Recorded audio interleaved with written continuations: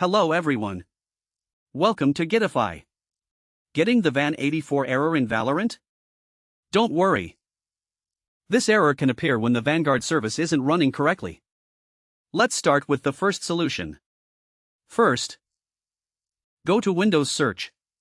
Search for Services. And open it. Find VGC in the list. Double-click on it. Find Startup Type. Set it to Automatic. If the service is stopped, click Start. Then click Apply. And click OK. Now close the Services window. Next, search for System Configuration. And open it.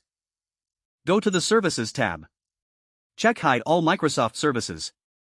Find VGC in the list. Make sure it is enabled. If it isn't checked, check the box next to it. Then click Apply. Click OK. Restart your PC. After your PC starts again, open Valorant. And check if the VAN84 error is fixed. If you're still getting the error, make sure VGC is enabled and running. Hopefully this fixes the problem for you. If this video helped you, leave a like and subscribe to Guidify.